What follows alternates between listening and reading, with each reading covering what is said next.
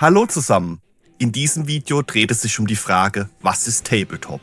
Auf den ersten Blick wirkt diese Frage einfach, doch mit etwas Abstand zeigt sich, wie vielseitig dieses Hobby sein kann. Für manche ist Tabletop ein Spiel, für andere ein Bastelhobby oder einfach ein Ort, um Zeit zu genießen. Willkommen in meiner Hobby-Ecke. Hier ist der Fez, kein Profi, kein Experte, aber seit fast 30 Jahren mit Freude im Hobby. Perfektionist und Chaot in einem. Let's Fez! Was ist Tabletop? Ganz banal gesagt bedeutet Tabletop erstmal, man beschäftigt sich mit Miniaturen, die auf einem Tisch stehen, daher auch der Name. Das ist so die einfachste Definition, die mir in den Sinn kam. Miniaturen stehen auf einem Tisch. Das kann ein Spiel sein, muss es aber nicht, denn Tabletop ist weniger ein festes System, weniger ein bestimmtes Regelwerk, weniger genau diese eine Sache, sondern vielmehr ein Sammelbegriff für ein vielseitiges Hobby mit ganz vielen Zugängen. Und genau diese Offenheit und Vielfältigkeit ist für mich der Kern von Tabletop. Es gibt nicht den einen richtigen Weg, sondern viele verschiedene. Je nachdem, was einem Freude macht, kann sich das Hobby anders anfühlen und anders entfalten. Das Tabletop-Hobby ist für alle da und jeder findet darin auf seine eigene Weise seinen Platz. Über fast 30 Jahre im Hobby in unterschiedlichen Phasen habe ich gemerkt, dass Tabletop für mich selbst auch aus ganz unterschiedlichen Teilen besteht. Teile, die sich manchmal überschneiden. Teile, die manchmal jahrelang in den Hintergrund rücken. Teile, die auch mal unabhängig voneinander funktionieren. Diese Teile oder Bereiche machen für mich das Hobby aus. Einer dieser Bereiche ist für mich das Sammeln. Und das ist zugleich manchmal auch ein schwieriges Thema. Denn gerade im Tabletop-Hobby wird Sammeln oft ein bisschen, sagen wir mal, schief angeschaut oder schlicht auch komplett anders bewertet als in anderen Hobbys. Da fällt dann sehr schnell der Begriff Pile of Shame. Und ehrlich gesagt, den mag ich nicht besonders. Dieser Begriff verbindet das Hobby so schnell mit Frust, Zwang, Scham und Schuldgefühlen. Es gibt da unzählige Videos zur Bekämpfung des Pile of Shame. Es gibt unzählige Menschen im Hobby, die sich Pläne setzen, um ihren Peil zu bezwingen, zu reduzieren, endlich abzuarbeiten.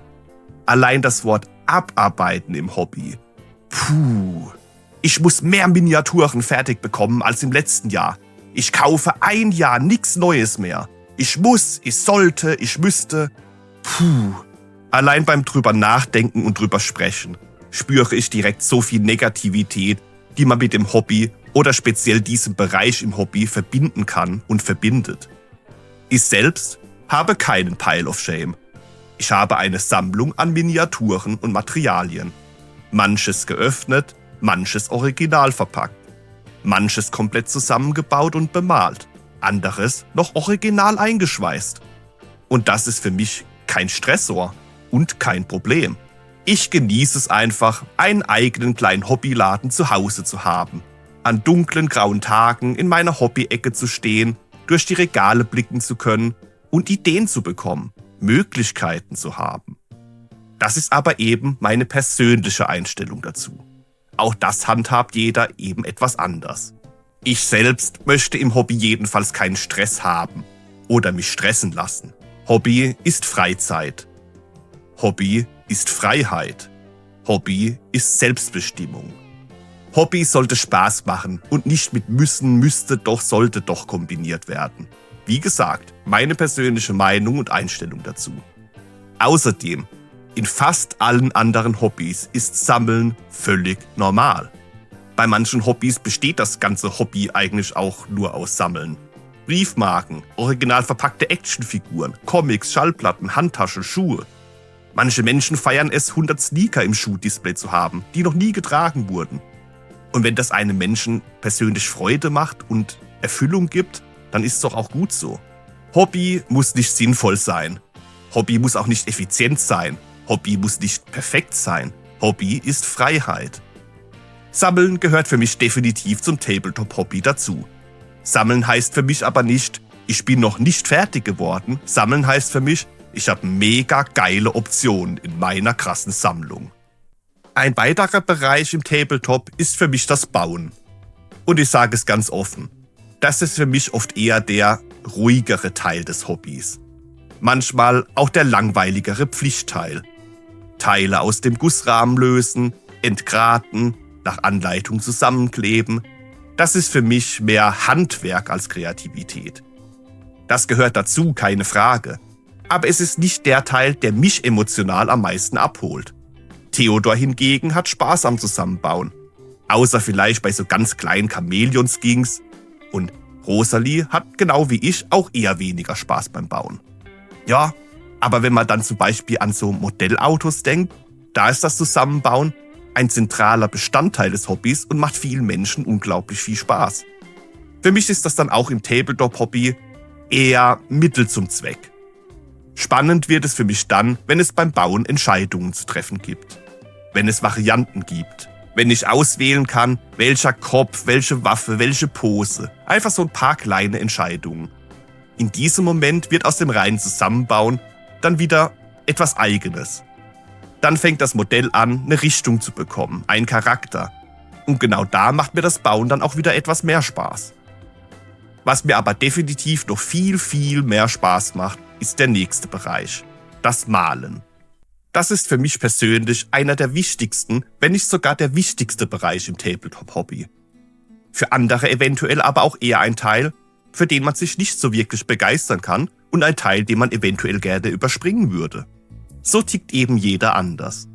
Für mich ist das Malen im Hobby ein Highlight. Das ist für mich der Teil, bei dem ich so wirklich ankomme.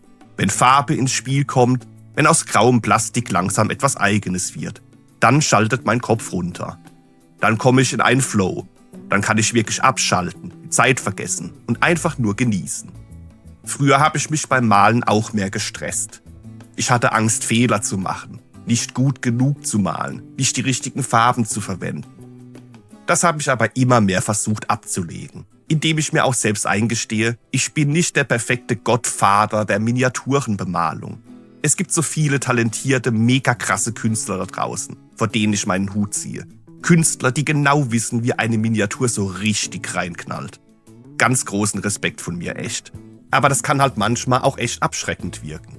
Man sieht so viele perfekt bemalte Miniaturen. Daneben kommen die eigenen Miniaturen schnell in ein schlechtes Licht. Aber ich habe es mir einfach eingestanden, dass ich das als Inspiration und Ansporn nehmen kann, ich aber nicht perfekt sein muss.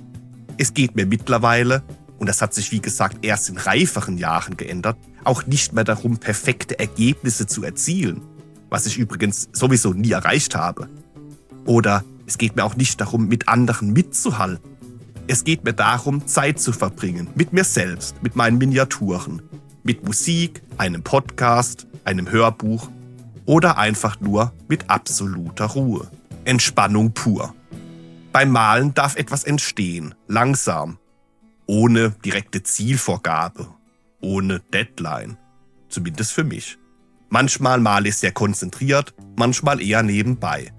Manchmal wird ein Modell so richtig gut und ich bin mega happy und manchmal wird es auch einfach nur, okay. Und das ist auch vollkommen in Ordnung. Im Tabletop-Hobby gibt es auch unzählige Bemalwettbewerbe. Die größten und besten Künstlerinnen und Künstler erschaffen Werke, da schlackern einem die Ohren. Das ist echt krass. Ich selbst kann mir jedoch überhaupt nicht vorstellen, jemals an einem größeren Malwettbewerb teilzunehmen. Schlicht, weil es für mich das Hobby direkt wieder mit Stress verbinden würde. Denn für mich ist Malen kein Beweis dafür, wie gut ich etwas kann, sondern ein Ausdruck davon, dass ich gerade Lust auf Kreativität habe. Und genau diese Freiheit macht das Malen für mich zu einem der schönsten Teile im Tabletop-Hobby. Ein weiterer Bereich im Tabletop ist für mich das Basteln. Und das fühlt sich für mich auch nochmal ganz anders an als Bauen oder Malen. Basteln ist für mich ein eigenes Spiel. Hier geht es ebenso weniger darum, etwas richtig zu machen, sondern darum, Dinge auszuprobieren. So wie früher mit Lego. Da konnte man Zeug nach Anleitung bauen oder eben eigene Dinge basteln. Genau dieses kreative Gefühl und dieser Entdeckerdrang gehören für mich auch zum Tabletop-Hobby. Gelände bauen, Teile kombinieren, Miniaturen umbauen, im Hobby auch Kitbashen genannt. Oder für mich neuerdings auch Dinge mit dem 3D-Drucker umsetzen. Vielleicht vorher etwas Kleines in Blender modellieren. Selbst Erstelltes mit anderen Materialien verbinden.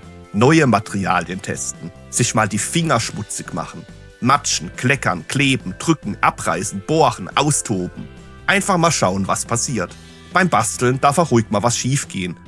Oder nicht so werden, wie man es sich vorher vorgestellt hat. Gerade das macht's für mich auch so entspannend. Es gibt keine Anleitung, keinen festen Ablauf und kein definiertes Ziel, das erreicht werden muss. Manchmal entsteht dabei was richtig Cooles. Manchmal bleibt's auch einfach ein Versuch. Und manchmal landet es auch wieder in der Kiste. Aber auch das gehört dazu. Basteln ist für mich so der Bereich, in dem das Hobby am freiesten ist. Nicht geplant, nicht bewertet, nicht verglichen. Einfach machen und schauen, was dabei entsteht. Ein weiterer Aspekt des Tabletop-Hobbys ist das Spielen. Hier unterscheidet sich mein Zugang heute wahrscheinlich deutlich von dem, wie es früher war. Denn gerade am Anfang meines Hobbys war Spielen ein riesiger Teil davon. Egal wie viele Miniaturen man hatte, es wurde gespielt. Mit dem besten Kumpel, mit Schulfreunden, mit dem kleinen Bruder. Da ging es weniger um perfekte Balance oder saubere Regeln, sondern einfach darum, gemeinsam am Tisch oder eher auf dem Fußboden zu sitzen und etwas zu erleben. Mit meinem besten Kumpel lief das oft so. Er hatte eine neue Einheit, die war mega stark, wir spielten gegeneinander und ich verlor. Also habe ich mir überlegt, wie ich das beim nächsten Mal kontern könnte. Beim nächsten Spiel hatte ich dann eine neue Einheit, die genau für diesen Konter gedacht war. Und so ging das hin und her. Manchmal haben wir versucht, die Spiele möglichst ausgeglichen zu gestalten. Manchmal haben wir aber auch einfach ausgedachte Abenteuer nachgespielt. Oder wir haben uns völlig eigene Szenarien ausgedacht.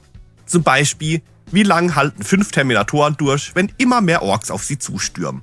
Und jedes Mal, wenn ein Ork stirbt, kommt er einfach wieder aufs Spielfeld zurück. Das waren keine offiziellen Regeln. Das war kein Turnierspiel. Das war einfach gewaltiger Spaß. Spielen war damals auch noch experimentieren, ausprobieren, Abenteuer erzählen und erleben. Irgendwann war Spielen im Hobby für mich gar kein Teil mehr davon. Bestimmt 10 Jahre lang. Da haben meine Frau und ich einfach nur hauptsächlich Miniaturen gebaut und gemalt. Auch heute spiele ich deutlich seltener. Nicht, weil mir Spielen keinen Spaß mehr macht, sondern weil es für mich nie der einzige Kern des Hobbys war. Und rückblickend auch für mich persönlich nicht der wichtigste Bereich im Tabletop-Hobby. Wenn ich heute spiele, dann meistens im Kreis der Familie. Ganz entspannt, ohne Druck, ohne Anspruch auf perfekte Regelkenntnis. Mittlerweile spiele ich auch öfter mal eine kleine Runde mit meinen Kindern, die seit 1-2 Jahren anfangen, ihre Fühler ins Hobby auszustrecken. Turniere spiele ich zum Beispiel gar nicht. Nicht, weil sie schlecht wären oder weil ich sie abwerten möchte. Sie sind einfach nicht mein primärer Zugang zum Hobby. Für andere Menschen ist das Spielen der wichtigste Aspekt im Hobby. Und wie ich schon sagte, Hobby ist für alle da und jeder tobt sich auf die eigene Art und Weise aus. Für manche ist der Wettbewerb das Spannende, für andere das Erzählerische und für wieder andere einfach die gemeinsame Zeit. Und all das darf nebeneinander existieren. Zum Abschluss noch ein nicht zu unterschätzender Bereich, das Lesen. Oder vielleicht besser gesagt, das Eintauchen in die Hintergründe der erfundenen Welten. Das finde ich generell auch bei Pen-and-Paper-Rollenspielen oder auch bei Filmen interessant. Das Erleben einer kreativen, erdachten Welt. Manchmal ist das Worldbuilding dabei so genial, dass man direkt mehr davon haben will. Ich lese heutzutage selbst weniger klassisch. Stattdessen höre ich eher Hörbücher. Das kann man auch mega gut beim Bauen oder Bemalen nebenher machen. Aber das Prinzip ist für mich dasselbe. Es geht darum, die Welt hinter den Miniaturen kennenzulernen. Warum gibt es diese Fraktionen? Was ist vorher passiert? Welche Erlebnisse und Abenteuer stecken hinter den Modellen? Gerade bei Warhammer 40k ist diese Lore unglaublich stark. Da gibt es ganze Zeitalter, Konflikte, Tragödien und Figuren mit jahrtausendelanger Geschichte. Und das ist für mich auch ein riesiger Reiz. Für mich ist der tiefe Hintergrund von Warhammer 40k genauso ein gedankliches Erlebnis wie das ausgearbeitete Aventurien aus das schwarze Auge. Fiktive, fantastische und spannende Welten haben mich halt echt schon immer mehr interessiert als die Storys vom Planeten Erde. Lore gibt den Miniaturen Bedeutung. Plötzlich ist es nicht mehr nur ein Modell, sondern Teil von etwas Größerem. Auch hier gilt für mich persönlich, man muss nicht alles wissen, man muss auch nicht alles auswendig können. Und ja, auch wenn das gerade bei manchen Warhammer-Romanen etwas schwer fällt, wenn man noch gar keinen Plan von der Welt hat. Und ja, für mich ist das Lesen oder Hören einfach eine weitere Möglichkeit, Zeit im Hobby zu verbringen, auch wenn gerade mal keine Miniatur auf dem Tisch steht. Eingangs stellte ich die Frage, was ist Tabletop? Und wenn ich all diese Bereiche zusammennehme, sammeln, bauen, malen, basteln, spielen und lesen, dann wird für mich sehr deutlich, Tabletop ist kein einzelnes Hobby. Es ist ein Raum mit vielen Möglichkeiten. Und was für einen selbst im Mittelpunkt steht, kann sich auch im Laufe der Zeit verändern. Es gibt Phasen, da spielt man viel, dann wieder jahrelang gar nicht. Es gibt Zeiten, da steht Malen im Vordergrund oder Basteln oder einfach das Sammeln und Träumen von zukünftigen Projekten. Und all das ist okay. Man muss auch nicht alles gleichzeitig machen. Man muss nichts richtig machen und man muss sich auch nicht rechtfertigen, warum man das Hobby so lebt, wie man es lebt. Für mich ist Tabletop genau deshalb so wertvoll, weil es mit mir mitgewachsen ist. Weil es sich meinem Leben angepasst hat und nicht umgekehrt. Und vielleicht ist auch das der wichtigste Gedanke zum Schluss. Tabletop ist kein Ziel, das man erreichen muss. Es ist ein Weg, den man immer wieder neu gehen darf. Im eigenen Tempo, auf die eigene Art. So, das war meine Sichtweise auf das beste Hobby der Welt nach fast 30 Jahren in unterschiedlichsten Ausprägungen, Intensitäten und unterschiedlichen Lebensphasen. Was bedeutet Hobby für euch, nicht nur im Tabletop? Und wenn ihr im Tabletop-Hobby unterwegs seid, was sind die wichtigsten Bereiche für euch? Gibt es für euch auch noch ganz andere Bereiche im Hobby, die mir gar nicht in den Sinn kamen? Lasst es uns wissen und schreibt es in die Kommentare. Wenn euch das Video gefallen hat, lasst gerne ein Like da. Wenn ihr mehr aus der Hobby-Ecke sehen wollt, abonniert den Kanal. In meiner Hobby-Ecke wird gebaut, gebastelt, gemalt, in Erinnerungen geschwelgt und was man sonst so eben in der Hobby-Ecke machen kann. Danke euch allen fürs Zuschauen und dranbleiben. Wenn ihr bis hier geschaut habt, seid ihr ohnehin die Besten. Danke euch. In diesem Sinne, bis zum nächsten Mal.